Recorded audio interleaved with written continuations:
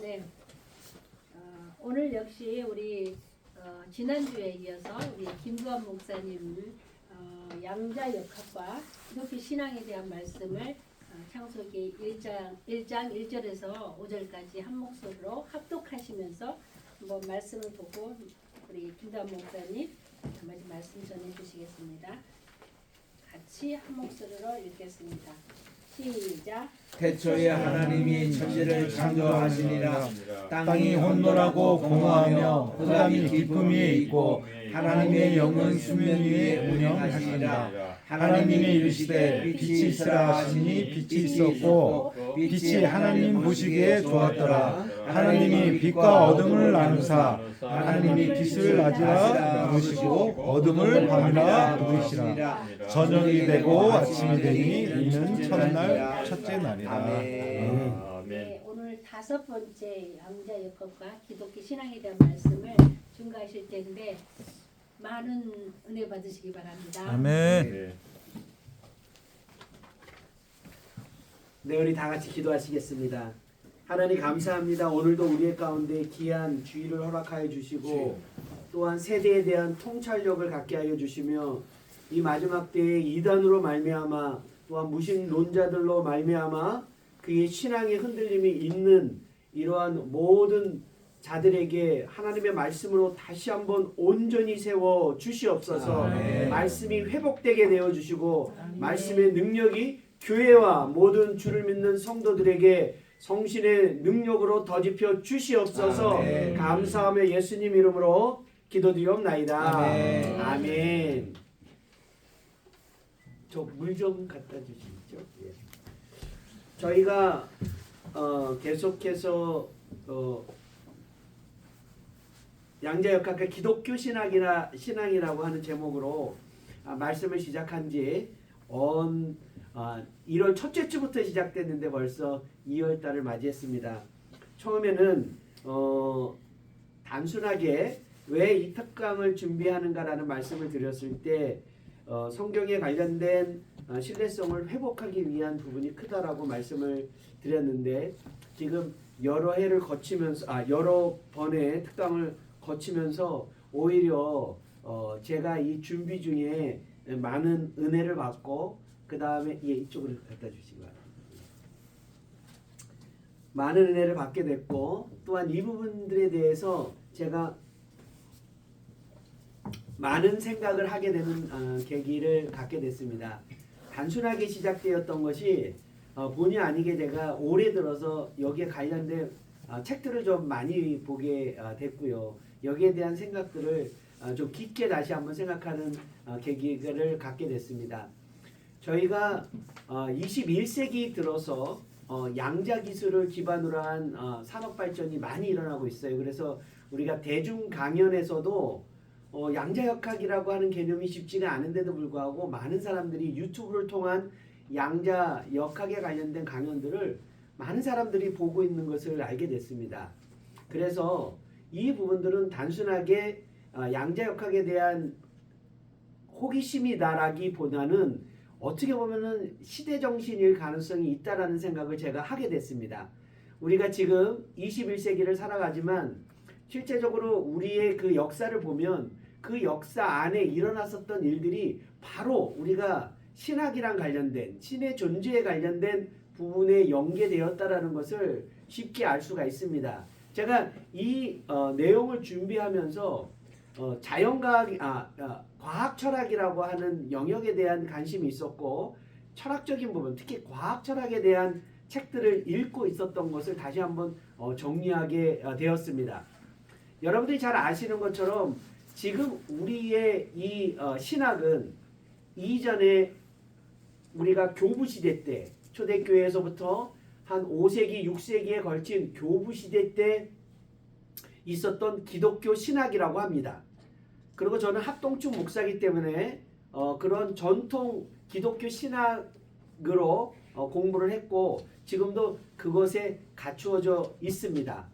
그런데 이 초기 교회에 있었던 기독교 신학, 정통 기독교 신학에 대한 부분들의 확장성에 대한 이야기들이 계속적으로 주어지고 있다라는 것을 알고는 있었는데 제가 관심이 없어서 주의 있게 보지 못했는데 이번에 이 특강을 준비하면서 인간의 철학에 대한 과학에 대한 발전과 신학의 발전이 같이 계를 한다라는 것을 알게 됐습니다. 너무 당연한 얘기일 수도 있지만 인식하지 못했었던 것 같습니다.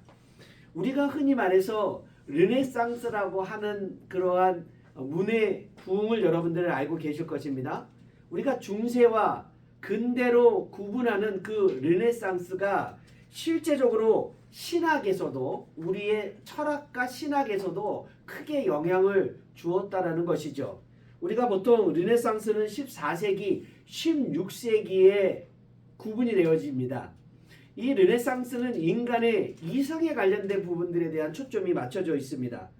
이 르네상스를 통해서 중요한 두 개의 혁명이 일어났는데 그게 바로 종교개혁으로 해당되는 종교혁명과 과학을 기반으로 하는 과학혁명이 일어납니다. 우리가 종교개혁은 여러분들이 아시는 것처럼 16세기, 17세기에 거쳐서 일어나는 거죠. 우리가 마틴 루터가 1517년도에 종교개혁을 수행을 하였습니다. 그것으로 말미암아 우리가 개신교라고 일컬어지는 기독교라고 일컬어지는 많은 분파들이 만들어지면서 현대의 기독교로 구분되어지는 그러한 교파들이 만들어진 것이 바로 종교개혁 이유입니다. 그게 16세기, 17세기입니다. 근데 과학에서도 마찬가지예요. 과학에서도 우리가 지동설로 지칭되는 코페르니쿠스의 지동설에 해당되는 부분들이 코페르니쿠스의 지동설은 코페르니쿠스가 죽을 때의 책을 출판을 했는데 코페르니쿠스가 죽은 해가 1543년입니다. 다시 말씀드리면 코페르니쿠스는요 종교개혁의 중앙에 있었던 사람이고 코페르니쿠스는 실제로 사제이기도 합니다. 그렇기 때문에 과학혁명의 첫 시기라고 얘기할 수 있는 지동설 역시 16세기에 시작을 하게 됩니다. 그러고 나서 이 부분들이 철학의 사조로 움직이기 시작하죠. 그래서 우리가 흔히 말하는 17세기, 18세기에 이러한 문의 부흥으로 일컬어지는 르네상스를 통해서 두 가지의 큰 철학의 조류가 만들어집니다. 여러분들이 잘 아시는 경험주의와 합리주의죠. 이 두 가지 경험주의와 합리주의는 우리가 고대 시랍 철학자인 아리스토텔레스와 플라톤의 영향을 그대로 받은 그러한 부분입니다. 경험주의는 흔히 말해서 우리가 영국에서 만들어지는 인식론적인 부분들이라고 얘기를 한다면 합리주의는 대륙에서 유럽 대륙에서 만들어진 존재론이랑 관련된 그러한 철학의 사조입니다. 그게 17세기, 18세기 일어나고 이 경험주의의 대표적인 철학자가 여러분들이 잘 아는 프랜시스 베이컨, 대부분 이제 영국 사람이죠. 토마스 홉스, 그 다음에 존 로크라고 얘기하는 17세기에 너무너무 유명한 영국의 철학자입니다. 그리고 합리주의로 일컬어지는 존재론 대륙 철학자들은 여러분들이 잘 아는 현대 철학의 시작이라고 얘기하는 르네 데카르트가 있습니다.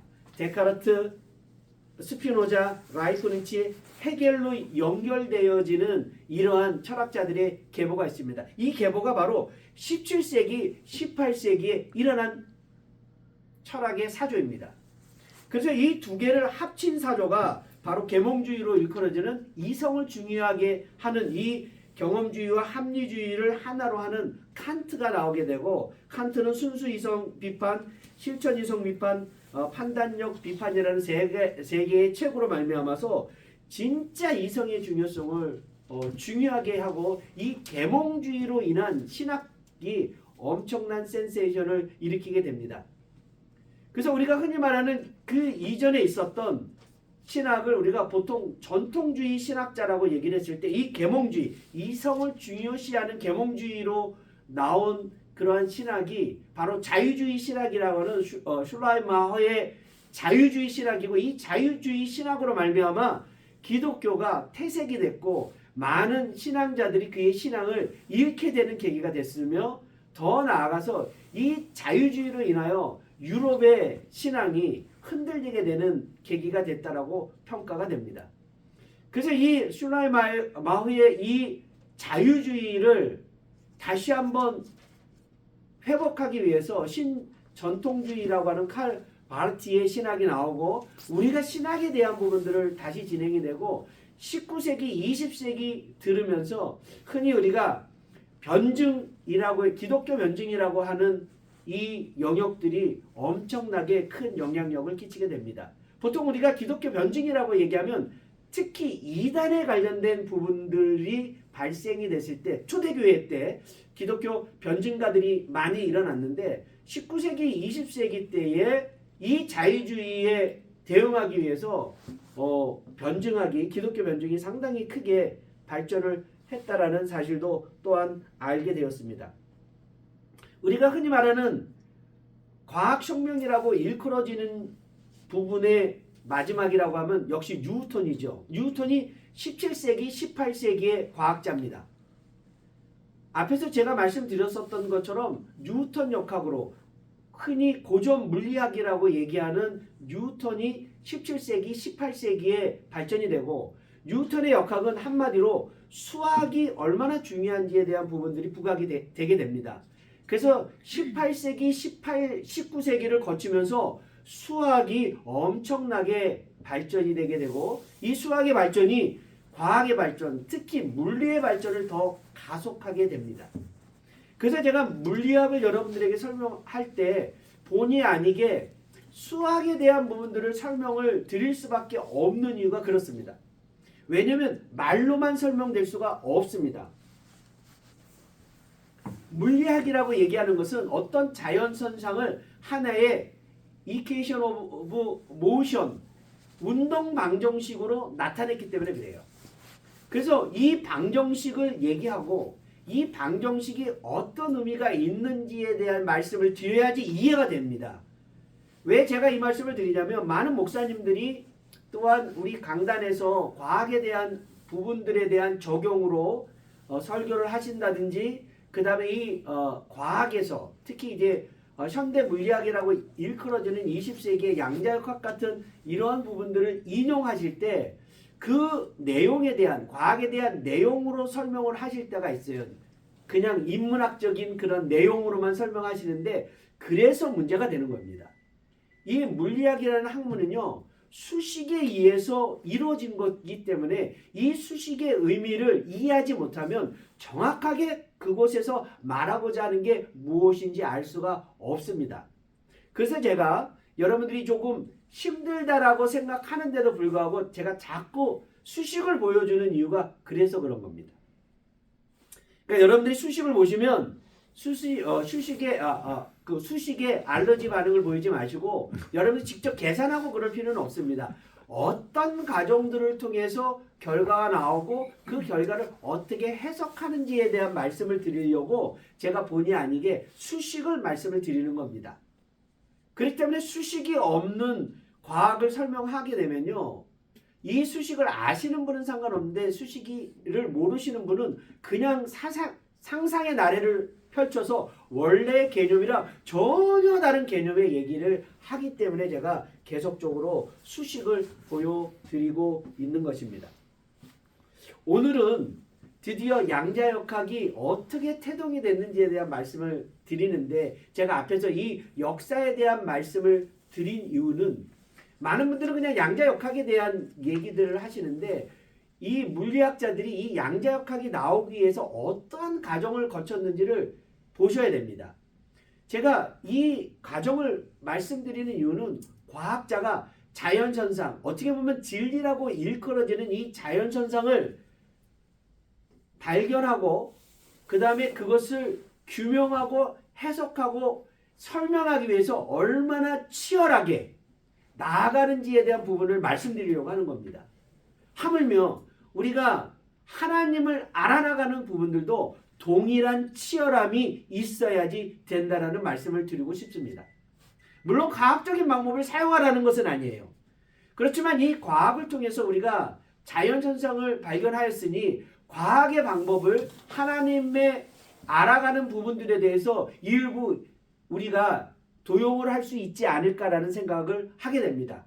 그것은 신학자들의 목이기도 하지만 어떻게 보면은 하나님이 우리를 통해서, 다시 말씀드리면 성신이 우리를 도우사 그런 부분들에 대한 이해를 갖게 해주실 거라고 믿게 됩니다. 오늘은 그런 의도에서 역사적인 얘기부터 시작하도록 하겠습니다. 전에 이제 상보성 얘기하다가 좀 마쳤는데 상보성의 말씀은 다시 제가 좀 드리도록 하고요. 19세기 말에 물리학에 관련된 부분들부터 한번 우리가 좀 살펴보겠습니다. 19세기는 어떠한 시대였었냐면요. 물리학이 거의 완성이 됐다라고 생각을 하는 시기였습니다. 이거는 물리학뿐만 아니에요. 여러분들이 시대적인, 그러니까 세대적인 상황을 아셔야 됩니다. 그게 그대로 우리의 사고에 영향을 주고 이게 철학사조뿐만 아니라 신학사조에도 영향을 주기 때문에 그래요. 19세기는 세기말적인 현상을 보여줍니다. 그래서 파라다이스를 꿈꾸는 인간의 모습들이 드러나요. 그래서 의학에서도 과학에서도 그 다음에 사회학에서도 다양한 부분에 이제는 인간들의 고통과 괴로움이 없어질 거다라는 세기말적인 증상이 일어납니다. 의학의 발전으로 말미암아 우리가 이제는 병으로 말미암아 고통받는 날이 이제는 조만간에 없어질 거다라는 기대를 하게 돼요. 물론 모든 병이 다 나아진 건 아닙니다. 근데 그때 현미경을 발견하고 현미경을 통해서 세균이 균이라는 걸 알고 나서 이제는 우리가 세균만 찾으면 그 세균을 죽이는 약만 찾으면 된다 해서 이제 인류가 갖고 있는 모든 병들도 고칠 수 있다. 지금 고치지 않는 것은 지금 못 고치지만 시간이 지나면 고칠 수 있을 것이다 라고 생각을 하게 돼요. 대단한 거죠. 인간이 그 질병에 대한 두려움이 바로 신으로 가게 되는 가장 첫 번째가 그거 아닙니까? 여러분 생각해 보세요. 우리가 육체적으로 병이 났을 때 가장 먼저 신을 찾게 되죠. 그러면 이 병에 관련된 부분들은 우리의 인간이 그 연약함을 여실히 드러나는 것이요. 또한 우리가 신앙을 갖게 하는데 결정적인 역할을 하는데 19세기 말에 이에 병에 대한 정복에 대한 기대를 갖게 됩니다. 또 다른 하나의 사회적인 변화는 바로 먹고 사는 것에 대한 것이에요. 그전에는 기아가 난다든지 아니면 재해가 일어나고 우리가 홍수가 나면요. 농사를 짓지 못하면요. 먹지를 못해요. 그리고 이전에는 대부분의 농노들이라고 일컬어지는 사람들은 봉건 영주들의 일을 도와주는 사람에 불과합니다. 그래서 봉건 영주가 그의 곡식들을 나눠주지 않으면 언제든지 농노들은 굶어 죽는 그러한 문제가 생기죠. 우리나라도 마찬가지지 않습니까? 여러분 조선시대 때 보십시오.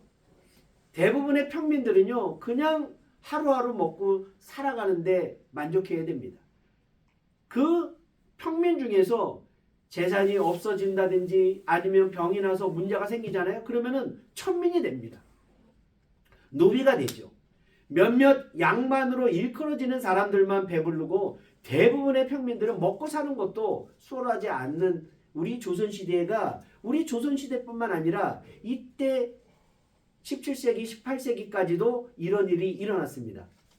그런데 우리가 산업혁명을 통해서 과학혁명을 통한 산업혁명을 통해서 17세기, 18세기에 그 산업혁명이 일어나면서 이제는 먹고 사는 부분들에 대한 해결이 되어지는 시점이 됩니다.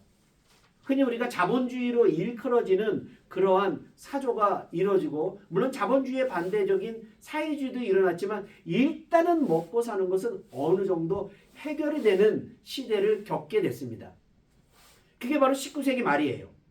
그래서 아직까지는 우리가 넉넉하게 먹진 않지만 19세기에는요. 최소한 굶어 죽는 사람들이 거의 없던 시기를 도래하게 됩니다. 국가에서도요. 구휼이라고 해서 사회복지적인 부분으로 굶어 죽을 만한 사람은 국가에서 책임을 져야 된다라는 그러한 부분들이 있었습니다. 그렇기 때문에 19세기 말 이제 20세기가 들어오면서 우리가 어느 정도의 삶을 살 수 있는 인간의 삶을 살 수 있는 파라다이스가 있을 것이라는 기대가 너무너무 컸죠. 근데 이거는 시대적인 부분만 아니라 과학에서도 특히 물리에서도 마찬가지였었어요. 물리에서도 17세기, 18세기 뉴턴 역학, 그 다음에 19세기에 맥스웰을 통한 그 전자기파, 파동역학이라고 하는 이 두 가지의 고전 물리학이 모든 자연현상을 다 설명하게 되었습니다. 그래서 이제 물리학도 더 이상 연구할 수 있는 게 없다라고 할 정도의 과학이 발전하게 됐어요. 그래서 19세기 말에 물리학은 거의 완성 단계라고 평가를 했습니다. 그 중에서 윌리엄 톰슨이라고 하는 절대온도 켈빈을 발견한 이 사람은 더 이상 물리학에서는 연구할 것이 없고 몇몇 아직 해결되지 않는 것만 해결되면 이제 물리학의 그러니까 자연현상에 대한 이해는 완벽하게 다 됐다라고 생각하게 된 거예요.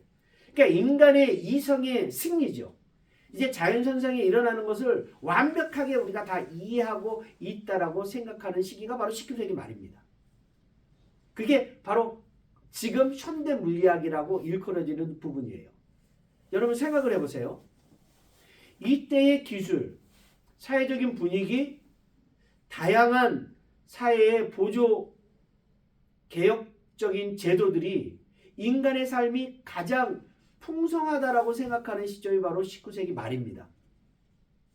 그런데 놀라운 것은 이 19세기 말에 몇 가지 안 되는 미제, 해결되지 않는 이 문제가 새로운 현대물리, 양자역학의 문을 여는 계기가 됐다라는 것을 기억하시기 바랍니다.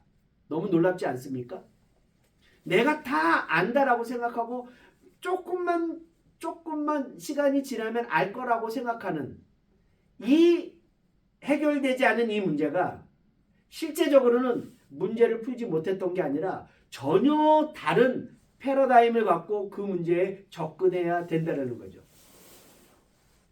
이 부분들이 20세기에 들면서 인간이 완전히 패닉 상태에 도달하는 일들이 발생이 됩니다. 그게 뭐냐면 19세기에 이제 우리가 먹고 살만하니까 서로 더불어 살고 그 다음에 우리가 서로의 것을 나누면서 살 수 있는 시대가 20세기에 올 거라고 생각하는데 전혀 인간이 기대하지 못하는 일이 발생하게 되죠. 계몽주의의 영향을 받은 이성으로서 합리적으로 생각할 수 없는 너무 인간으로서 할 수 없는 일이 발생됩니다. 그게 바로 뭡니까? 바로 1차 세계대전과 2차 세계대전입니다. 이거는 완전히 인간에 대한 지금까지 갖고 있었던 모든 것에 패닉 상태에 도달하게 하는 그런 사건이 바로 20세기에 일어납니다. 마찬가지로 이 과학에서도 특히 물리학에서도 그러한 일이 발생이 되는데 이때 당시에 바로 윌리엄 톰슨이 이야기했었던 미해결된 두 문제가 바로 흑체 복사와 에테르라는 존재는 아직 밝혀지지 않았지만 이 표현이 이런 표현을 합니다. 마치 맑은 하늘의 구름과 같은 이제 하늘을 보니까 하늘이 맑아요. 그런데 구름이 조금 있지만 그 구름도 얼마 지나지 않아서 시간이 지나면 구름도 이제 없어질 것입니다. 그러면은 이 하늘, 맑은 하늘을 우리가 정확하게 보고 명확하게 알 수 있습니다. 지금 물리학의 수준이 바로 맑은 하늘이 자연현상이라면 자연현상을 우리가 조금 보지 못하는 조금 있는 그런 구름, 여기서 말하는 해결되지 않는 두 가지로 지칭되어져 있는 이 두 가지만 해결되면 이제 맑은 하늘이 우리에게 오고 모든 것들을 우리가 알게 될 것이다 라고 이 톰슨이 이야기를 하게 되는 것이에요. 그래서 이 두 가지가 무엇인지 그리고 이 두 가지가 어떠한 반전을 일으켰는지에 대한 부분들을 오늘 특강의 주 얘기가 그것입니다. 먼저 우리가 여기서 에테르라는 존재에 대해서 말씀을 좀 드리려고 합니다. 이 에테르라고 얘기하는 것은 왜 문제가 생겼냐면 여러분들 지금부터는 이제 앞에서 얘기한 거는 제가 이렇게 정리해서 얘기한 겁니다. 그래서 지금 동영상으로 찍고 있으니까 여러분 다시 보시면 되고 지금부터는 같이 생각을 하셔야지 됩니다. 왜 물리학자가 이 실험을 했는지를 아셔야 되기 때문에 그래요. 이 에테르라는 문제는 사실은 고대 때부터 나왔었던 겁니다. 근데 이 에테르라는 문제가 19세기에 와서 더 부각이 됐었던 이유는 바로 맥스웰이 전자기파 때문에 그렇습니다. 맥스웰이요, 전자기파라고 하는 그런 빛이 파동이다라고 하는 이론을 제안을 하는데 이것이 너무나 퍼펙트하게 이루어졌어요.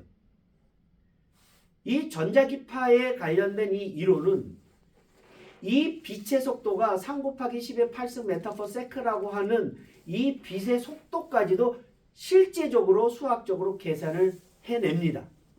그리고 빛이 갖고 있었던 기존에 우리가 알고 있던 모든 성질을 설명하는 쾌거를 이룹니다. 그러니까 물리학의 쾌거지요. 빛이 무엇인가에 대해서 명확하게 파동이다라고 얘기할 수 있는 이러한 이론이 바로 19세기에 맥스웰이라는 사람을 통해서 일어났어요. 자, 그런데도 불구하고 아직까지 우리가 해결이 안 되는 게 뭐냐면 우리가 빛이다. 그러면 태양에서 지구까지 태양빛이 오는 그게 빛입니다. 그러면 그전에는 어떤 생각을 했냐면 어떤 물질이 서로 상호작용하기 위해서는 무엇인가가 서로가 상호작용하는 무엇인가가 있어야지 된다라고 생각을 했어요. 제가 전에도 말씀드렸지만 제가 이렇게 제 목소리가 잘 들리나요? 뒤까지? 네. 제 목소리가 만약에 우리가 달에서 제가 이렇게 얘기하면 내 목소리가 여러분들에게 들릴까요? 안 들릴까요? 안 들립니다. 안 들리죠. 왜 안 들리죠? 멀어서. 공기가 없어서 전달 매체가 없어서. 맞습니다. 공기가 없어서 그래요. 그러니까 우리가 보기에는 제가 우리 주위에는 아무것도 없고 제 목소리가 그냥 날아가는 것처럼 보이지만 사실은 그게 아니라 제가 지금 마이크가 없어서 지금 왜 갑자기 영상 보시는 분이 왜 저 목사님이 갑자기 흥분해서 막 목에다 심줄을 하냐라고 생각할 텐데 마이크가 없습니다. 그래서 크게 하느라고 그렇습니다. 제가 이렇게 말을 하면 바로 성대가 울리고 이 성대가 나와서 제 입 앞에 있는 공기를 진동을 합니다. 그러면 이 공기의 진동이 여러분들의 귀까지 진동되고 그 진동이 바로 여러분들 귀에 있는 달팽이관을 통해 가지고 진동하고 진동을 받은 시그널이 바로 생화학적인 반응을 통해서 뇌에서 언어로 들리게 되는 과정이 있습니다. 다시 말씀드리면 아무것도 없는 것처럼 보이지만 무엇이 있어요? 이 소리를 매개하는 매개차가 중간에 있어야 된다는 것이죠. 그것을 우리가 매질이라고 합니다. 그런데 이 맥스웰이 빛에 대한 모든 것을 설명했는데 어떻게 태양에서부터 지구까지 빛이 오느냐라는 생각을 하게 될 때 당연히 무엇이 있다고 생각을 합니까? 매질이 있다라고 생각을 하겠죠. 그 매질의 이름이 바로 에테르입니다. 그러니까 당연히 있을 거라고 생각했어요. 이거는. 이렇게 과학이 많이 발전됐는데도 불구하고 우리가 우주까지는 나가보지 못했기 때문에 우주에 에테르가 당연히 있을 거다라고 생각을 하게 됩니다. 그런데 이 에테르가 있다라는 것은 이미 이론적으로 실험적으로 계산해서 있다라고 생각을 했는데 실험에서는 측정이 안 되는 거예요. 이론적으로는 어느 정도 있다라고 예측이 되는 게 이게 천천히 움직여서 우리가 관측이 잘 안 될 뿐이지 에테르가 있다라고 하는 이론적인 부분들에 대해서 나름대로 설명을 하는데 실험적으로 에테르가 있다라는 실험이 발견이 안 됐습니다.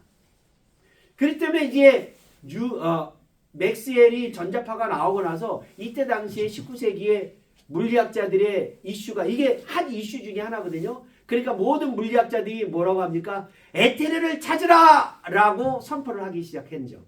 그래서 에테르를 찾는 실험들을 하게 되었습니다. 그 실험 중에 하나가 바로 마이켈슨 몰리라는 사람도 그 실험을 하게 돼요. 그러니까 실험 목적이 뭡니까? 에테르를 찾기 위한 실험. 이게 실험 목적이에요. 근데 우리가 물리학에서 우리가 이제 대학교 들어가면 1학년 때 물리 실험을 합니다. 화학 실험도 하고요. 그러면 실험을 할 때는 실험 맨 위에 실험 목적을 씁니다. 내가 왜 이 실험을 하는지에 대한 실험 목적을 씁니다. 그래서 그 실험의 목적을 이루어야지 실험의 결과를 통해서 이루어야지 그 실험이 잘 되는 거거든요.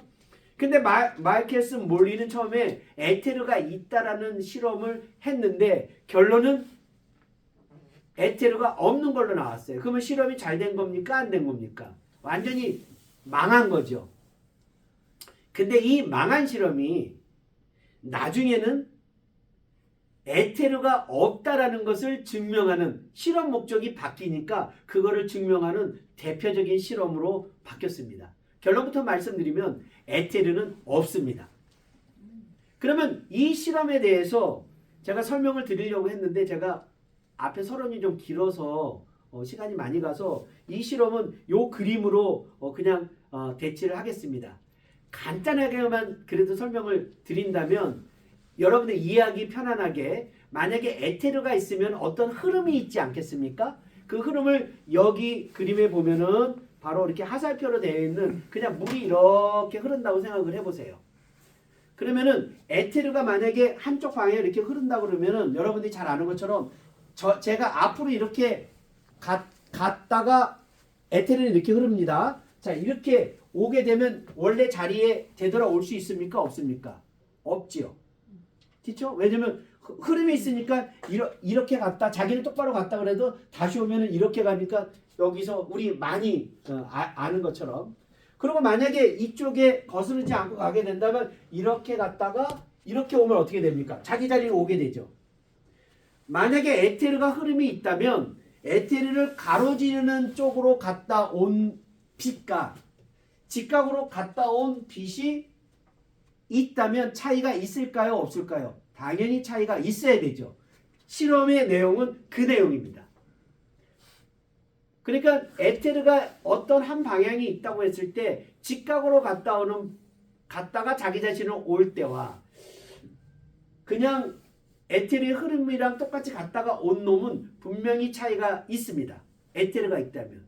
그런데 마이케스 몰리가 이 실험을 해봤다면 두 개가 똑같다라는 거죠. 똑같다는 얘기는 무슨 얘기입니까? 에테르가 없다라는 거죠. 이 에테르가 없다라는 것은 상당히 센세이션을 일으키게 됩니다. 제가 전에 말씀드렸죠. 빛은 뭐라고 얘기했습니까? 광자라고 그랬죠. 우리가 특수상대성 이론에서도 말씀드렸던 것처럼 빛이 자기의 모습을 드러날 때마다 사람들은 놀랍니다. 빛은 질량이 없어요. 질량이 없다라고 하는 것은 뭘 의미합니까? 그게 물질이 아니라는 거죠. 어떤 물질이 존재한다라는 것은 질량이 있어야 되거든요. 근데 빛은 질량이 없습니다.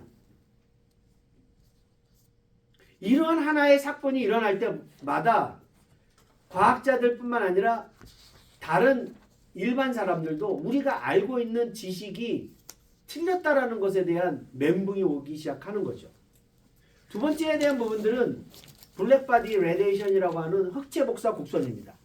이때 19세기 학자들은 뭐라고 얘기하냐면 어떤 물체가 빛을 날 때 그걸 이제 복사파라고 합니다. 이 복사파의 세기가 파장에 따라서 어떻게 변하는 것은 이 물질에 따라서 달라질 것이라는 게 상식적인 거예요.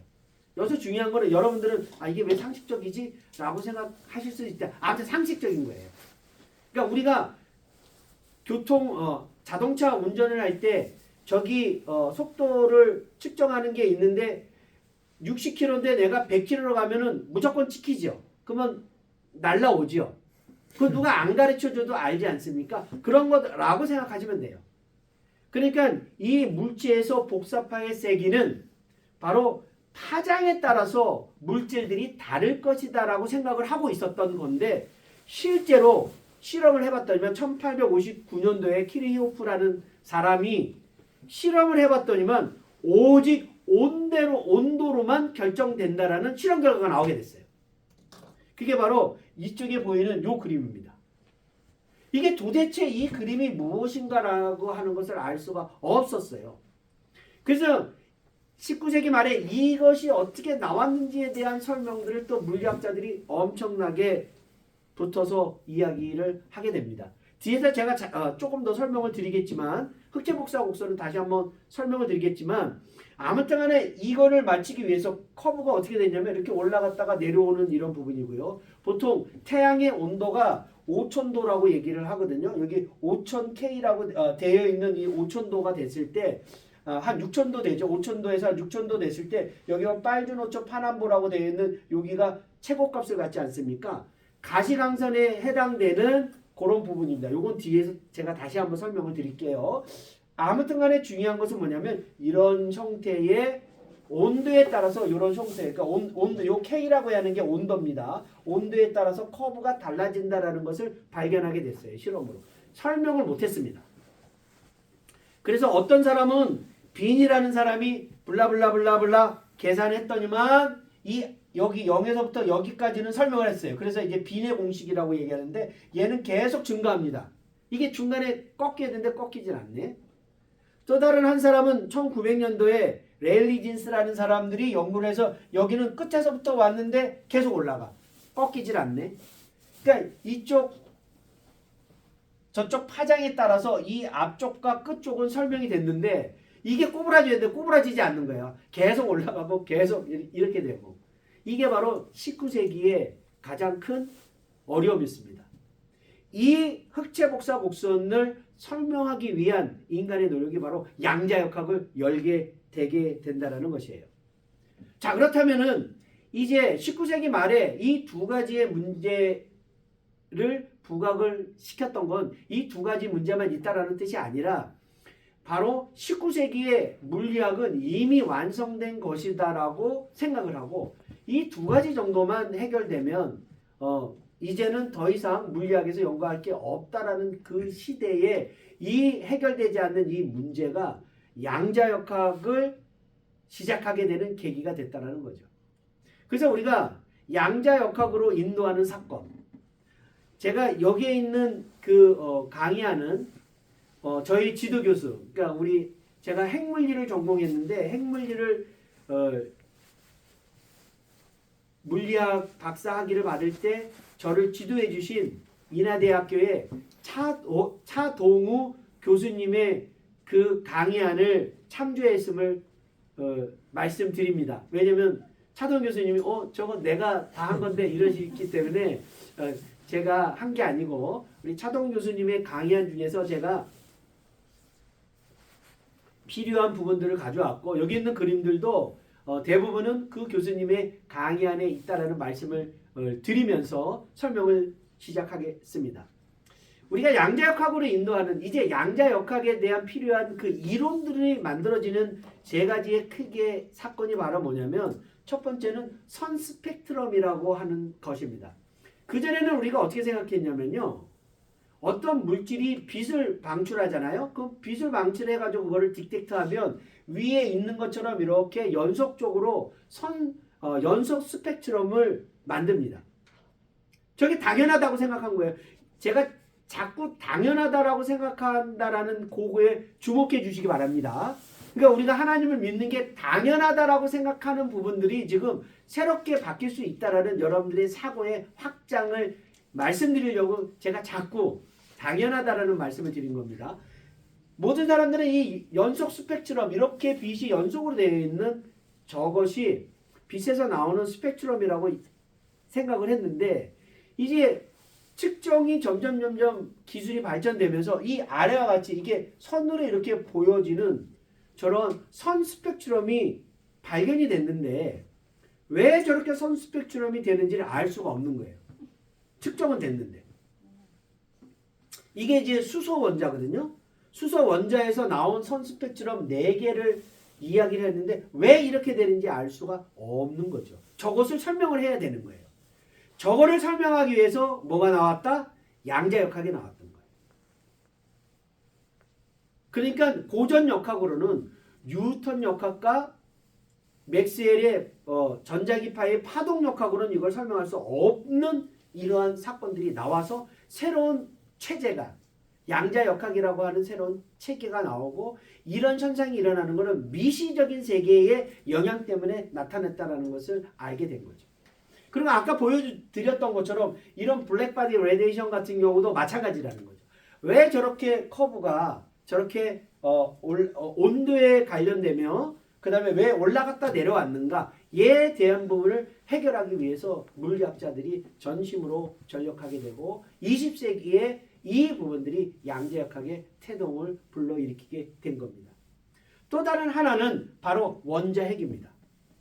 그 전에는 제가 원자 모형에 대해서 잠깐 설명을 드릴 텐데 원자 모형의 발전에 대해서 잠깐 설명이 드릴 텐데 보통 우리가 원자는 톰슨 모형이라고 해서 뒤에 다시 설명을 드릴게요. 나올 때 시간이 될지 모르겠지만 톰슨 모형이라고 해가지고 처음에 원자가 있으면 이 원자는 우리가 알고 있는 물질의 기본이 원자입니다. 원자로 합쳐져서 분자가 되고 분자가 합쳐져서 화합물이 되고 생물이 되는 기본적이니까 원자라는 걸 알고 있었는데 이 원자가 어떻게 생겼는가라고 했을 때 톰슨은 마치 건포도 모형이라고 일컬어지는 그러니까 빵이 있고 건포도가 그 식빵에 똥똥똥 박혀져 있는 모형을 얘기합니다. 그게 톰슨 모형이에요. 아까 톰슨 나온 톰슨 모형입니다. 이 톰슨 모형은 어디에 초점을 맞춘 거냐면 전자에 초점을 맞춘 거예요. 사실 전자에 대해서도 할 얘기가 많지만 전자에 대한 얘기는 안 하겠습니다. 그래서 하얀 빵은 이게 전자가 있는데도 불구하고 전체적인 전하량이 0이거든요. 그러니까 전자의 전하량과 신빵은 양전하, 전체 중성이 되기 위해서는 음전하와 양전하의 합이 0이어야 되기 때문에 신빵은 바로 양전하고 그 다음에 건포도는 전자다라는 게 톰슨 모형입니다. 그런데 이 모형이 처음에는 그건 줄 알았는데 나중에 20세기 들어서 실험을 할 때 아니다. 그런 것이 아니라 이 아까 빵으로 되어 있는 빵으로 되어 있는 그 양전하는 하나의 입자. 다시 말씀드리면 원자핵이라고 되어 있는 놈의 양전하를 갖고 있고 전자가 주위를 빙글빙글 도는 여러분들이 알고 있는 가운데 원자핵이 있고 전자가 빙글빙글 도는 그런 형태를 가질 거다라고 제안을 하게 되고 이 원자핵이 어떻게 작용하는지를 알기 위해서 뭐가 필요하다? 이때에 바로 양자역학이 필요하게 되죠. 그래서 제가 전공이 핵물리라고 하지 않았습니까? 핵물리라고 얘기하는 것은 바로 저기 원자핵. 저게 보면은 여기서부터 빠져나왔죠. 저때 당시에는 원자핵이 중성자와 양성자 두 개로 구성이 되어 있다고 얘기하는데 사실은 처음에 중성자는 발견을 못했어요. 양성자만 얘기를 했는데 보통 양성자와 중성자를 합쳐서 핵자라고 얘기를 합니다. 물론 저 부분들이 양성자와 중성자가 있는 게 아닙니다. 양성자, 중성자, 핵자 안에 나중에 커크라고 하는 것이 주어져요. 3개의 커크가 들어가고 커크는 6종류를 갖게 되는데 이 6종류의 커크에 따라서 입자가 바뀌게 됩니다. 그래서 6개 중에서 첫 번째, 두 번째가 업컥, 다운컥이라고 되어 있는데 양성자와 중성자는 다운컥과 업컥 3개가 조합이 돼서 만들어진 것이다라는 거고 제가 박사 논문을 쓴 거는 세 번째 컥이 S자로 되는 스트레인지라고 하는 이상한 커크라는 스트레인지니스라고 하는 그런 커크 이름이 그래요. 그러니까 업커크, 다운커크, 스트레인지, 그 다음에 참커크, 이름이 그렇게 붙여져 있는데 저는 그 세 번째 커크로 구성되어 있는 람다 입자라고 하는 놈의 연구를 박사과정 때 20년 전 얘기지만 연구를 하였습니다. 아무튼 간에 이 원자핵으로 구성되어 있다라고 하는 저 3가지를 설명하기 위해서 양자역학이 나왔습니다. 그러니까 기존에 있는 고전 물리학으로는 설명할 수가 없는 거죠. 새로운 물리체계가 나와야지 되는 것입니다. 자, 이제 하나씩 좀 보겠습니다. 자, 선스펙트럼에 대한 부분들을 좀 보겠습니다. 자, 선스펙트럼은 빛의 색깔은 전자기파의 진동수에 따라서 구분이 됩니다. 그래서 여기 이렇게 빨간색 파란색 이렇게 빛이 이렇게 쭉 있을 때 이때에 가시광선이라고 보통 얘기를 해요. 이쪽 우리가 빨주노초 파남보를 가시광선이라고 얘기하는데 실제적으로 빨주노초 파남보가 가시광선에 빨주노초 파남보가 있는 게 아니에요. 그냥 우리가 그렇게 정하는 겁니다. 그래서 그걸 정한 사람이 누굽니까? 뉴턴이 저거를 보고 저 빛이 바로 어떤 레인지를 줘가지고 아까 제가 뭐라고 말씀드렸습니까? 전자기파의 진동수로 구분됐는데 진동수와 파장은 어떠한 관계가 있어요. 역수 관계가 있는데 아무튼 간에 여러분들 진동수를 봐셔도 되고 파장을 보셔도 됩니다. 근데 보통 우리가 얘기할 때는 진동수를 얘기를 합니다. 그래서 진동수를 봤을 때 이 보라색은 바로 700에서부터 790까지 이게 테라헬츠라고 요 t가 테라인데 테라헬츠의 영역에 갖고 있는 놈을 우리가 보라색이라고 얘기를 한 거예요. 그러니까 딱 보라색이 뭐다 없는 거예요. 그냥 이렇게 레인지를 해가지고 저건 보라색, 그 다음에 그 밑에는 파란색, 그리고 맨 끝에는 이제 빨간색 해가지고 빨주노초 파란보를 뉴턴이 진동수라는 개념을 더해가지고 레인지를 줘가지고 빨주노초 파란보로 저런 식으로 했습니다. 이해가 됐죠? 요거는. 자, 그런데 그게 연속 스펙트럼이었었고 우리가 알고 있는 스펙트럼이었는데 실제적으로 수소에서 나오는 놈의 저 스펙트럼을 재보니 바로 지금처럼 보이는 이러한 선 스펙트럼이 보인다는 거예요. 이렇게 연속적으로 보여야 되는데. 그러니까 보통 지금의 물질에 대한 스펙트럼은 다 연속 스펙트럼이었었어요. 근데 이놈이 선 스펙트럼이 나와서 도대체 이게 무엇인가에 대한 부분들이 있을 때 이 선 스펙트럼을 수소 원자의 이 구성, 수소 원자가 어떻게 생겼는지에 대한 부분들이 중요하다. 수소 원자의 내부 구조를 알아야 된다라고 생각을 해서 연구를 시작하게 됩니다. 자, 그래서 일단은 저 4개의 수소의 그 선에 대한 아까 이제 진동수 내지 파장이라고 그랬는데 이 파장에 대한 부분들이 여기 써 있는 것처럼 이 센터입니다. 그 센터를 할 때 654.n 메타라고 얘는 거는 나노메타입니다. 나노는 10의 마이너스 9승이라고 그랬죠. 10의 마이너스 9승 메타입니다. 보통 10의 마이너스 9승이라고 하는 나노세계라고 하는 거는 원자의 크기가 보통 그 정도가 됩니다. 원자가 보통 수에서 10몇 나노메타입니다. 그러니까 10의 마이너스 8승 메타 정도가 원자의 크기입니다. 그러니까 나노세계라고 하는 것은 원자를 다루는 거예요.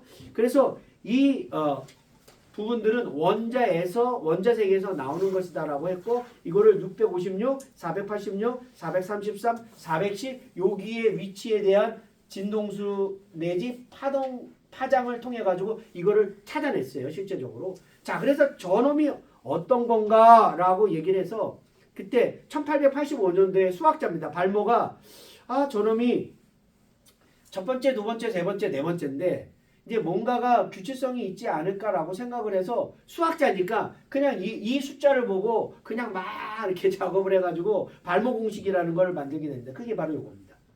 그래서 파장에 따라서 이게 결정이 되는 거니까 파장에 따라서 여기가 1, 2, 3, 4 이렇게 붙여가지고 그것에 따라가지고 이런 수식을 만들고 이랬을 때 이때의 B는 364.5 나노메타 집어넣고 저런 걸 우리가 보통 피팅한다고 그러거든요. 정량역에 피팅을 해가지고 찾아내가지고 요 시계 해서 N이 3일 때를 여기다 집어넣고 N이 4일 때를 집어넣었더니만 N3을 집어넣을 때 바로 이쪽에 656 N4를 집어넣었을 때 486 거꾸로 놓은 것 같네요. 이거를 집어넣음에 따라서 이렇게 요거는 계산값입니다. 요 발모에서부터 계산한 결과예요. 그런데 우리가 실험에서 한 계산이랑 어떻습니까? 거의 같죠. 너무 신통방통하지 않나요? 그러니까 왜 물리학이 왜 놀라우냐면은 그 미시세계에 조그만 지금 나노메타라는 게 뭐예요? 10의 마이너스 9승 메타잖아요. 10의 마이너스 9승 메타의 작은 것을 이렇게 숫자들을 이렇게 뒷자리는 좀 안 맞지만 656, 656 이거 맞히잖아요. 저게 10의 마이너스 9승 메타의 레인지 사이즈를 갖고 있는 놈 맞히나요? 이거 놀랍지 않습니까? 원자 핵은 10의 마이너스 15승 메타거든요. 원자 핵의 크기가. 근데 원자 핵의 위치라든지 운동도 맞춰요. 그러니까 얼마나 이 물리학에서 나오는 수식의 계산이 대단하다는 것을 여러분들 생각을 하셔야 됩니다. 자, 그래서 찾아냈어요. 그러고 나서 이걸 보고 이제 물리학자들이 형태는 이런 형태야?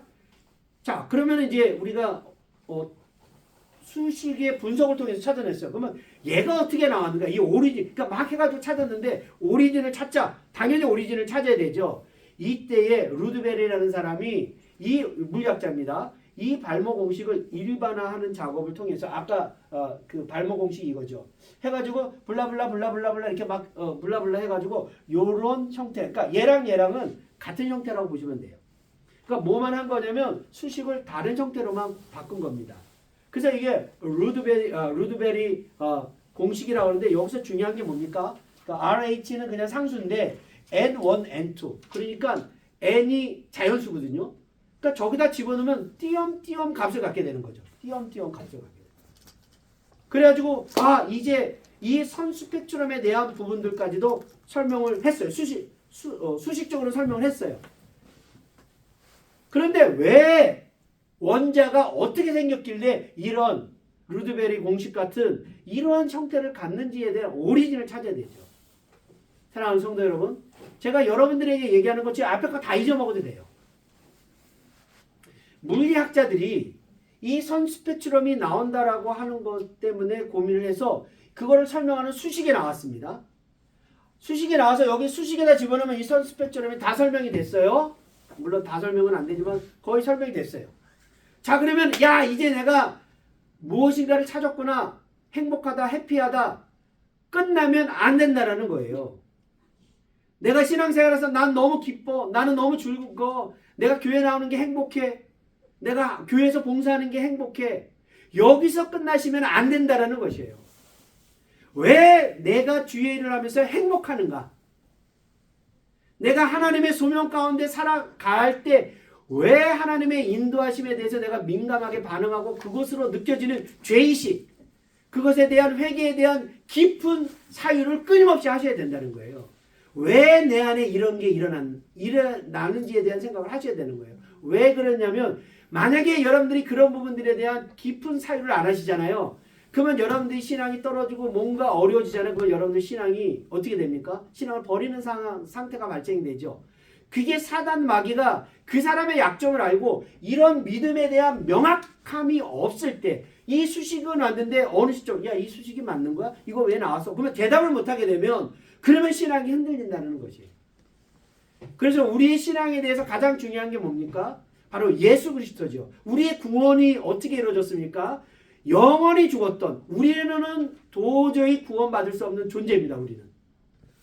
그런데 예수 그리스도의 보혈의 피로써 우리의 능력과 우리의 노력과 우리의 애씀이랑 전혀 관계없이 하나님이 우리를 사랑하사 당신의 아들 독생자 예수 그리스도를 보냄으로 우리가 우리의 죄를 사하기 위한 예수 그리스도의 십자가의 죽으심과 부활하심을 믿는 그 믿음으로 여러분들 구원받았음을 믿으시기 바랍니다. 아멘. 그렇기 때문에 이런 믿음이 여러분들한테 명확하셔야 돼요. 흔들리지 않으셔야 됩니다. 그래야지 여러분들의 신앙생활이 흔들리지 않는 거죠. 그렇기 때문에 물리학자들도 이 수식을 보고 나서 이 수식 잘 맞았어로 끝나는 게 아니라 도대체 원자가 어떻게 생겼길래 이러한 형태를 보였는지에 대한 연구를 합니다. 그렇다면 우리도 왜 하나님이 우리를 위하여 예수 그리스도를 보내주셨는지, 왜 우리를 구원하셨는지, 이 마지막 때의 종말을 통해서 세상을 심판하고 왜 우리를 천국으로 인도하시겠다라고 말씀하셨는지에 대한 끊임없는 하나님의 대화를 나누셔야 됩니다. 막연히 아시면 안 돼요. 많은 교회 목사님들이 그냥 믿으라고 그러죠. 사랑하는 성도 여러분, 그냥 믿으라고 하는 것은 믿음이 아닙니다. 하나님은 우리를 어떻게 창조하셨어요? 당신의 형상대로 만들었습니다. 이 형상이라는 부분들도 과학적으로 좀 분석이 많아야 돼요. 우리가 이 형상에 대한 그 주석에 신학자들이 여러 가지 해석이 있지만 여기서는 간단하게 그 형상이 하나님이 갖고 있는 특성이라고 할까요? 그것이랑 같다라고 우리가 얘기를 한다면 하나님은 생각하시는 분이시죠. 그렇죠? 하나님은 전지전능하신 분이에요. 그 형태를 우리가 갖고 있다면, 그 형상을 우리가 만약에 갖고 있다면, 그의 특성을, 하나님의 특성을 갖고 있다면 하나님은 우리를 그렇게 만드신 이유가 무슨 이유일까요? 바로 하나님은 인격적으로 우리와 대화하기 위함임을 여러분들 믿으시기 바랍니다. 그렇기 때문에 끊임없이 하나님한테 질문을 하셔야 돼요. 그러니까 목사님이 믿으라고 해서 물론 처음에는 믿어야 되지만 몽학성생이라고 처음에 우리가 신앙이 없을 때는 교회에서 하라는 대로 하고 뭐 예배드리려면 예배드리고 기도하라면 기도하고 그래야 되지만 여러분들의 신앙이 성장되면 이제 여러분들의 신앙을 목사님이나 다른 신앙이 있는 사람한테 의탁하시면 안 됩니다. 우리의 신앙은 전적으로 하나님과 여러분과의 관계를 통해서 이루어짐을 여러분들 믿으시기 바랍니다. 그러니까 다른 사람이 은혜 받고 다른 사람이 신앙적인 체험하고 경험한 거는 여러분들의 신앙이랑 전혀 관계가 없어요. 여러분들이 직접 하나님 앞에 기도함으로써 응답을 받으셔야 되고요. 여러분들의 삶 가운데 하나님의 살아계심을 여러분들이 체험적으로 느끼셔야 돼요. 여러분들의 간증이 있으셔야 돼요. 물론 우리의 신앙이 올바른 길로 가기 위하여 목사님들의 지도를 받는 거지, 지도를, 그러니까 가이드 역할을 해주시는 거지, 목사님이 바로 신이 아니십니다. 목사님을 신으로 생각하고 교주를 신으로 생각하기 때문에 이단이 나오는 거예요. 그러니까 사단의 계략은요, 무지몽매하게 만드는 거예요. 무조건 믿게 만드는 거예요. 생각하지 않게 만드는 것임을 여러분 기억하시기 바랍니다. 우리는 끊임없이 생각하셔야 돼요. 당연한 것도 생각하고 도대체 이것이 무엇인지 여러분들 각자의 생각으로, 여러분들 믿음으로, 성신님의 조명하심으로 여러분들이 확신을 가져야 돼요. 그래서 우리가 성경 공부를 할 때 성경 공부가 왜 중요하냐면 여러분들의 생각을 얘기하는 거예요. 정답을 얘기하는 게 아니라. 이런 부분들에 대해서 왜라고 이야기를 하게 됩니다. 큰일 났네요. 세 개를 얘기하고 그 뒤에 줄줄이 있는데 세 개 다 못할 것 같은데요. 자, 두 번째는 흑채복선 곡선입니다. 아까 얘기를 했죠. 흑채복선 곡선이 이런 커브를 해야 되는데 19세기 말에 20세기 초에는 이렇게 되는 놈이랑 이렇게 비례 공식이랑 레일리 진스라는 사람이 이 부분들을 했습니다. 그런데 여기에 플랑크라는 사람이 새로운 수식을 만듭니다. 제가 이 수식이 어떻게 나왔는지 좀 이따 보여드릴 건데 이거를 플랑크 공식이라고 얘기합니다. 이게 1900년도에 나왔고 이 플랑크 공식, 다시 말해서 블랙바디 레디에이션에 대한 이 흑채복사 곡선의 저 수식이 바로 양자역학의 시작을 여는 중요한 수식이고 저걸로 막스 프랭크는 노벨 물리학상을 받게 됩니다. 그래서 이 수식을 잠깐 보시면요. 설명 안 할게요. 저 수식에 대해서 여기 지금 X축이 람다잖아요. 람다가 작을 때, 여기는 람다가 클 때, 그거를 우리가 보통 이제 어떠한 값으로 보내는 그러한 물리에서 그런 걸 많이 합니다. 그래서 여기서 람다가 매우 작을 때라고 하는 것은 이 앞부분, 람다가 매우 크다라고 하는 것은 이 뒷부분입니다. 이 뒷부분에 대한 부분들을 원래 막스 프랭크가 했었던 저 흑채복사 곡선을 집어넣어서 저렇게 근사적인 값을 했더니만 뭐가 나왔습니까? 바로 비례 공식에 해당되는 이 공식이 나오고요. 저놈을 람다가 크다라고 해가지고 근사값을 했더니만 레일리 진스라고 얘기하는 사람이 했었던 저 수식이 나왔습니다. 저 얘기는 무슨 얘기입니까? 이 수식이 맞았다라는 거죠. 놀라운 거죠. 그렇죠? 그런데 이것을 어떻게 그러면 찾았냐? 이게 바로 양자역학의 시작입니다. 맥스웰이 이 양자역학에 대한 저 공식을 하기 위해서 저렇게 이렇게 동그랗게 되는 이게 흑채복사의 공동이라고 합니다. 그래서 요 동그라미 안에 벼 있어요. 벼 있고 이거 구멍. 그러니까 공인데 가운데 벼 있는. 그래서 이 구멍을 아주 조그맣게 뚫어가지고 거기다 빛을 쏩니다. 그러면 빛이 안에 들어가면 어떻게 돼요? 금세 못 나오겠죠. 이게 막 이렇게 왔다 갔다 하다가 어쩌다가 한 놈이 나오겠죠. 그 어쩌다가 한 놈이 나오는 놈을 측정을 하는 겁니다. 그래서 요 나오는 놈의 에너지를 계산을 한 거예요. 나오는 놈의 에너지를. 그래서 계산 형태는 이렇게 생겼습니다. 예, 약간 잘난 척 하려고 이제 수식을 가지고 왔어요. 복잡하죠, 그렇죠? 예, 요런 복잡한 계산 결과를 합니다. 여기 에너지에 저놈이 동공이라고 하는 거는 요 놈입니다. 요 속이 빈 동공 내부에 이 나온 놈의 에너지의 평균 에너지를 구했더니만 이놈이 아까 말씀드렸었던 그 결과가 이렇게 나오게 돼요. 근데 여기서는 요 계산할 때 하나의 가정이 들어가게 돼요. 그게 들어가야지만이 이런 결과가 나오게 됩니다. 그게 바로 뭐냐면 저기서 사용하는 여기 EN으로 되어 있는 요 에너지에 관련된 저 형태가 바로 에너지 양자라고 되는 저렇게 진동수, 저 F가 진동수인데 그 다음에 H라고 얘기하는 건 프랭크의 상수입니다. 이렇게 엄청나게 작죠. 저희가 양자역학이랑 거시세계와 미시세계를 나눌 때 뭐로 나눈다 그랬습니까? 플랑크 상수라는 숫자를 인식하는지 안 하는지를 나눈다 그랬죠. 그래서 이 작은 숫자를 인식할 수 있으면 미시세계, 인식할 수 없으면 거시세계라고 말씀드렸는데 이 숫자가 얼마만큼 작으냐면 6.3 곱하기 10의 마이너스 34승입니다.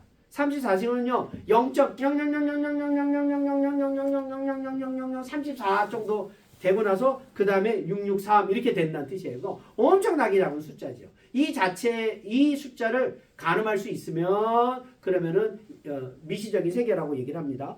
그래서 여기서 흑체복사 곡선을 통해 가지고 이 H라고 이게 프랑크 상수라고 하는 게 그 막스 프랑크의 이름을 붙인 거예요.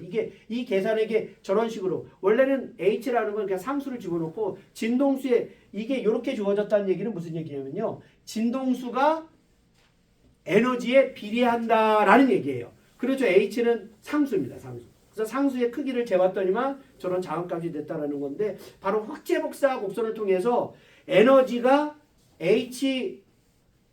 HF라고 되는 최소값을 갖고 그 다음에 에너지를 가지려면 어떻게 되죠? 앞에다가 정수배를 더해서 커지는 에너지가 돼야 된다는 거예요. 중요한 게 뭐냐면 저것보다 작은 에너지는 계산이 안 된다는 얘기예요. 그게 바로 에너지 양자화라고 얘기하는 우리가 양자역학을 퀀텀 미케닉스라고 하는데 이 퀀텀이라는 뜻이요. 띄엄띄엄 물리량을 갖는다는 뜻이에요. 물리량이 띄엄띄엄 연속 원래는 그전에는 고전 물리학에서는 어떤 물리량이 연속적인 값을 갖거든요. 근데 양자역학에서는 물리량이 띄엄띄엄 값을 갖는다라는 뜻이에요. 양자역학이라는 뜻이. 그러니까 여기서 에너지를 줄 때 원래 에너지가 연속적인 값인데 그러면 계산이 안 나와. 막스 프랑크가 하던가 왜 그런지는 모르는데 아무튼 간에 저렇게 에너지 양자화 공식이라고 하는 에너지를 저렇게 띄엄띄엄 값을 줄 때만 바로 저런 막스 프랑크의 공식이 나온다는 걸 알았어요. 근데 웃긴 게 뭔지 아십니까? 막스 프랑크가 저거를 자기가 얘기하고 나서 왜 그렇게 됐는지 몰라. 노벨 물리학상을 받고 한 30년이 지났는데도 자기가 했는데도 자기가 이해를 안 된다고 얘기를 하게 됩니다. 너무 웃기지 않습니까? 그러니까 개인적인 저의 생각은 이건 다분히 개인적인 생각입니다. 우리가 인류사에 무엇인가 새롭게 인간의 과학이라든지 아니면 산업이라든지 무엇을 퀀텀 점프하게 하는 이러한 발전이 일어나게 어떤 사람의 이론으로 그게 될 때 저는 그게 성신의 개입이라고 저는 개인적으로 생각을 합니다. 왜냐면 그 하나의 이론으로 말미암아서 새로운 영역이 열리게 되죠. 그러니까 뉴턴 역학이라는 것을 만든 뉴턴도 성신의 조명함으로써 하나님이 어떤 통찰력을 주셔서 세상을 바라보는 것을 만들지 않으셨는가라는 게 저의 생각이죠. 그건 다분히 저의 생각입니다. 그래서 과학의 발전에서 어떤 통찰력을 받는 부분들은 전적인 하나님의 영향이라고 저는 생각하는 사람입니다. 자, 그래서 저게 도대체 왜 에너지를 저렇게 띄엄띄엄 값을 갖게 돼야 되는가 라고 하는 질문을 또 갖게 됩니다. 자, 그래서 아까 말씀드린 세 번째는 원자핵인데요. 원자핵을 설명드리기 위해서는 일단은 원자의 모형을 잠깐 말씀을 드리도록 하겠습니다. 돌톤이라는 사람이 1800, 그러니까 19세기에 원자는 더 이상 쪼개지지 않는 텀이라고 하는 거는 쪼개진다는 거고 어는 반대말이에요.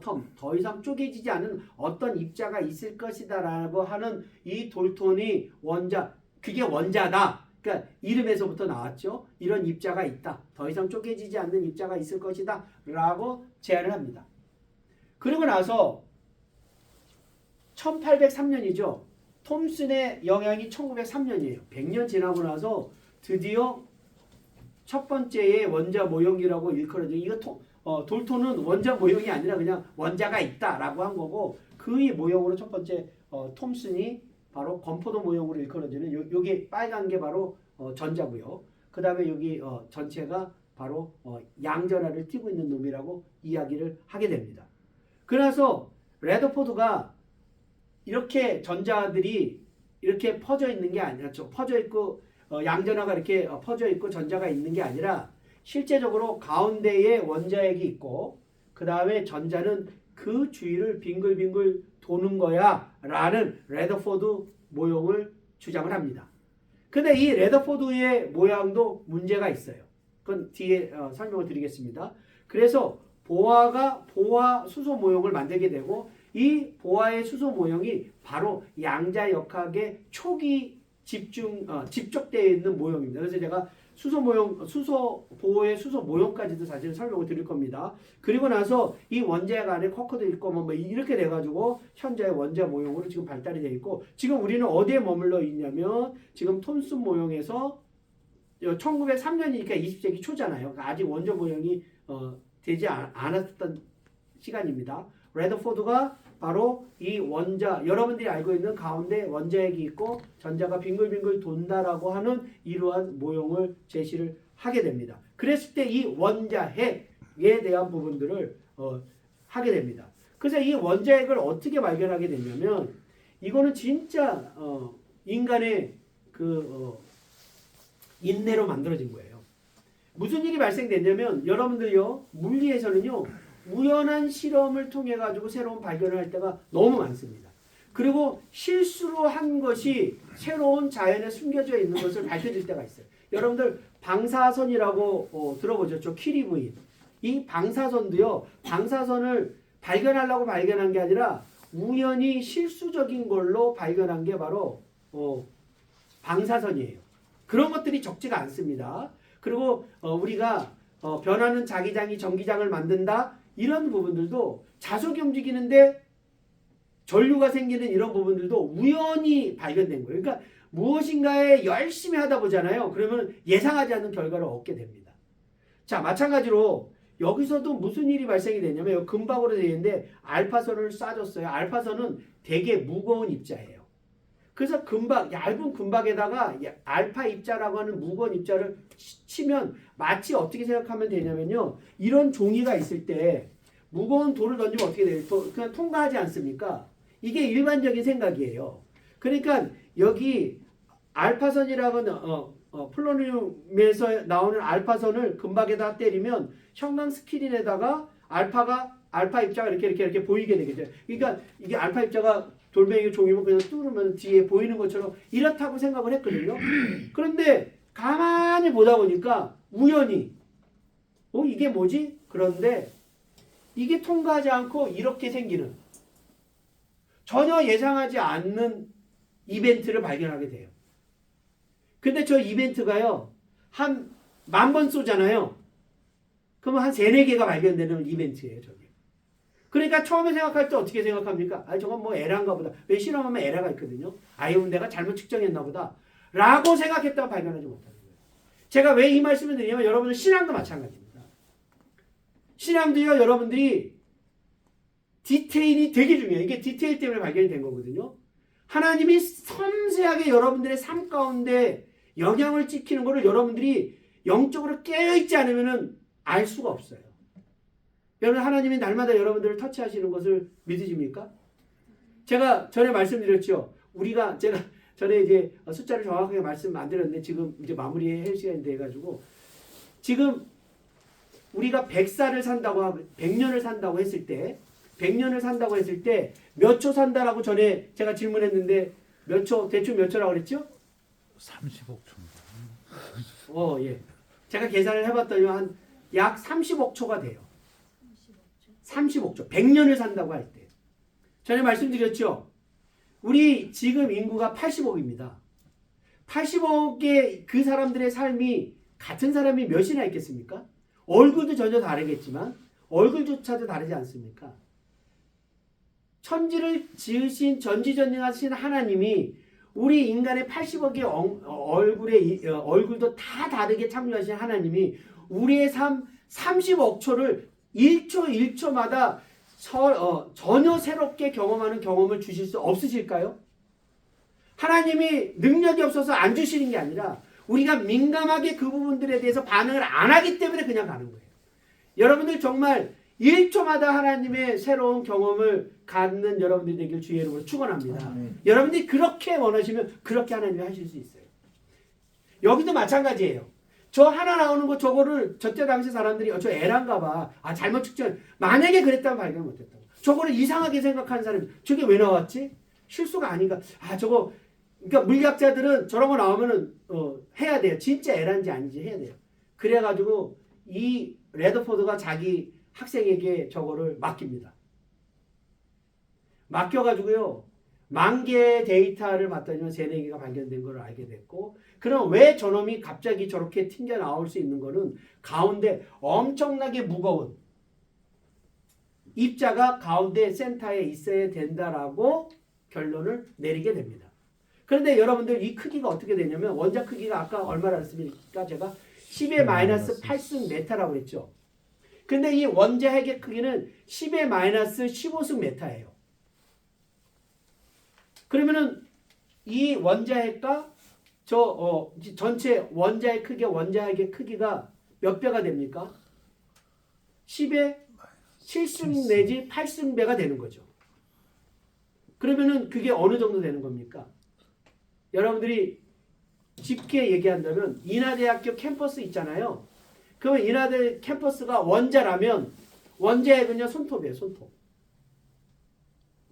이해되십니까? 원자가 그렇게 구성이 되어 있어요. 원자가 엄청나게 큰데 우리가 일장 이대로 보면 뭐 공허하고 원자야말로 공허한 존재입니다. 10의 예를 들어서 원자 핵이 1m라면 이 원자의 크기가 10의 8승 배 큰 그런 공간에 있는 거예요.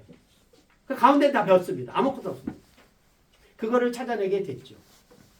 근데 레더포드가 이렇게 하게 됐을 때 무슨 문제가 발생이 됐냐면 실제적으로 원자가 가운데 센터에 있고 전자가 밖에 쪽에 있는데 그냥 밖에 있을 수가 없어요. 왜냐하면 이건 플러스 전화랑 마이너스 전화니까 이 전화가 플러스 전화랑 마이너스 전화는요. 전자기력이라는 심 때문에 얘가 서로 잡아당깁니다. 그러니까 원자핵이 있고 전자가 있으면요. 서로 일정한 간격을 유지할 수 없이 서로 가까이 붙게 됩니다. 그래서 이것을 설명하기 위해서 레더포드가 뭐를 가정하게 되냐면 원자 핵이 가운데 있을 때 전자가 빙글빙글 돈다라는 가정을 하게 돼요. 그래서 여러분들이 원자핵 모형 그러면 어떻게 알고 있어요? 가운데 원자 핵이 있고 양성자가 있고 전자가 빙글빙글 돈다 이렇게 중고등학교 때 그렇게 배웠죠. 그게 바로 레더포드 모형입니다. 그런데 여기서도 문제가 발생이 됩니다. 빙글빙글 도는데 이게 빙글빙글 돌면 이게 원운동을 등속운동을 유지할 수 있는데 운동을 유지할 수 있습니다. 그래서 구심력이라고 하는 심의 영향을 받아서 얘가 원운동을 할 수가 있어요. 근데 문제가 뭐냐면 얘가 원운동을 할 때 저놈이 등속운동을 하는데도 불구하고 이놈이 심의 작용이 됩니다. 심이 작용이 되면 어떻게 돼요? 이놈이 가속운동을 하게 되고 가속운동으로 말미암아서 얘가 계속 원운동을 하게 되면 전자기파라고 하는 파가 나가야지 돼요. 실험적으로. 근데 이 전자기파가 나가면 어떻게 돼요? 에너지 보존 법칙에 의해서 이놈이 이 궤도를 계속 유지할 수 없죠. 그래서 빙글빙글 돌긴 하지만 나선형으로 점점 안으로 들어서 컬랩스가 되게 돼요. 이게 도대체 뭐지? 그러니까 새로운 모형을 만들면 이걸 맞추려고 합니다. 제가 왜 이 말씀을 드리는 이유가 다시 요걸로 마무리할게요. 처음에 사람들이 생각했을 때 원자가 어떻게 생겼는가라고 했을 때 톰슨이 원자 모형을 만들었어요. 그래서 가운데 원자 핵이 건포도처럼 전자가 있고 그리고 전체 신빵이 바로 양전하가 있다고 생각했어요. 이때는 그게 진리인 줄 알았어요. 중요한 말씀입니다. 그게 진리인 줄 알았어요. 왜냐면 그렇게 실험을 하니까 어떻게 진리라고 하는 게 다 맞아. 건포도 모형처럼 하니까 다 맞아. 그래서 건포도 모형인 줄 알았어요. 근데 아까 제가 뭐라고 얘기했습니까? 근데 가끔 가다가 이상한 이벤트가 하나 생겼다고 그랬죠. 얘가 다 맞는 줄 알았는데 갑자기 조금 이상한 이벤트가 생겼어요. 이게 뭐지? 그래가지고 만약에 그걸 무시하지 않았으면 지금 우리는 바로 건포도 모형을 톰슨 모형을 계속 썼을 거예요. 천동설이 1400년 동안 있었다 그랬죠. 근데 지동설이 바뀌게 됐던 것처럼 만약에 여기에 이 10,000번 오면 3-4개 하는 거를 인간이 가볍게 생각하지 않았다면 아마도 지금 계속 이 건포도 모형을 지금도 사용했을 거예요. 그렇지만은 이런 이상하게 생긴 이 이벤트에 대한 고민을 하고 연구를 하고 봤더니만 실제의 자연의 실상은 얘가 아니다. 얘가 아니고 뭐다? 얘다. 얘가 얘가 아니라 좀 더 가까운 실상이다. 근데 아까 말씀드렸던 것처럼 레더포드 모형도 저렇게 돼서 가운데 원자가 있고 전자가 빙글빙글 돈다고 그랬더니 아까 그러한 문제가 발생이 됐죠. 이게 원운동을 유지하기 위해서는 전자기파가 나와서 전자가 궤도를 돌지 못하고 계속 안으로 나선형으로 들어가는 컬랩스가 된다는 걸 발견해요. 그래서 오늘은 못하지만 보호가 그거를 설명하기 위한 이론을 도입하게 됩니다. 그래서 이제 원자가 궤도를 돌 수 있게끔 만들어요. 저체 에너지 양자가 나옵니다. 자, 그래서 좀 더 발견이 되죠. 근데 저때 당시에는 원자 핵이 양성자라고 생각을 했습니다. 이때 당시만 해도 중성자가 발견하기 전이에요. 근데 원자 핵이 양성자만 있다고 그랬는데 좀 더 발전돼서 양성자만 있는 게 아니라 양성자랑 중성자가 있는 걸 알았어요. 그게 소립자인 줄 알았어요. 근데 더 실험하니까 핵자라고 일컬어지는 양성자도 입자가 아니라 그 안에 3개의 쿼크가 점점 모형이 어떻게 됩니까? 발전이 되죠. 사랑하는 성도 여러분, 제가 말씀드리려고 하는 게 이거예요. 톰슨 모형으로도 지금까지의 고전 역학으로 설명하지 못하는 많은 것들을 설명하게 됐어요. 그렇지만은 자연과학자들은, 물리학자들은 진짜 자연의 오리진이 무엇인지를 찾기 위하여 계속적으로 연구를 해나가서 실제 그렇다면 지금 거꾸로 되어 있는 게 실제로 원자가 저렇게 생겼는가? 그런데 아무도 거꾸로 실제로 발견한 사람은 없습니다. 저것도 이론일 뿐이에요. 그런데 저 이론이 지금까지 자연현상계 실험했을 때 가장 잘 설명하고 있는 거예요. 아직까지도 다 그림자입니다. 이러한 그림자들이 좀 더 명확해지는 단계를 거쳐가고 있지만 원래의 원자의 모양은 어떤 모양인지 아직까지는 모르고 있어요. 그렇다면 우리가 마무리하겠습니다. 하나님을 믿는 우리가 처음에 우리가 예수 그리스도로 믿고 아까 말씀드린 전통 기독교 신학을 통해서 믿었는데 계속적으로 과학의 발전이 되고 우리의 생각이 발견이 된다면 기존에 벌써 1000년이 한 2000년 가까이 되는 그런 전통 기독교 신학 갖고 그 개념 갖고 신에 대해서 우리가 이해하는 게 맞겠냐는 거예요. 우리의 지식이 계속 발전이 됩니다. 그러니까 우리는 진짜 신에 대한 존재, 하나님에 대한 존재에 대해서 좀 더 깊이 연구를 하고 우리가 그전보다는 나아졌지만 좀 더 하나님이 어떠한 분인지 제가 사도행전 말씀을 드렸죠. 성경이 기록이 더 이상 안 됩니다. 우리는 정경이 사도행전으로 끝났습니다. 그러나 성신께서 우리 가운데 있기 때문에 우리가 글로 기록되어 있지 않지만 성경은 계속적으로 기록되어지고 있음을 믿고 바로 그 기록자들이 바로 여러분임을 믿으시기 바랍니다. 우리 기도하겠습니다. 하나님 감사합니다. 우리가 조금 어려운 물리학에 대한 이야기를 했습니다. 우리가 정신이 좀 혼돈 가운데 있더라도 이 물리적인 하나하나의 내용보다는 이 자연, 이 진리를 찾아가는 이 물리학자의 그 노력과 그 여정을 통해서 우리가 참 하나님이신 하나님의 존재에 대해서 좀 더 깊이 우리가 기도하고 성신의 조명을 받고 좀 더 하나님에 대한 신앙의 깊은 신앙 가운데 들어가기 위한 노력을 멈추지 않는 우리의 성도들이 될 수 있도록 주님 역사하여 주시옵소서. 감사하며 예수님 이름으로 기도드리옵나이다. 아멘. 축도하겠습니다. 지금은 영원히 죽었던 우리를 구원하여 주신 주 예수 그리스도의 은혜와 하나님의 극진하신 사랑과 성신님의 감화감동 교통하심이 오늘 이 자연과학자들이 자연을 연구하기 위하여 참으로 부단히 노력하는 이 부단한 모습을 통하여 우리도 참 하나님을 알기 위하여 끊임없이 기도하고 성신의 조명과 도우심을 받으며 하나님을 알기에 온 힘을 다하고 하나님을 알므로 기뻐하는 성도와 이 나라와 이 민족 가운데 지금으로 영원까지 함께 있을지어다. 아멘.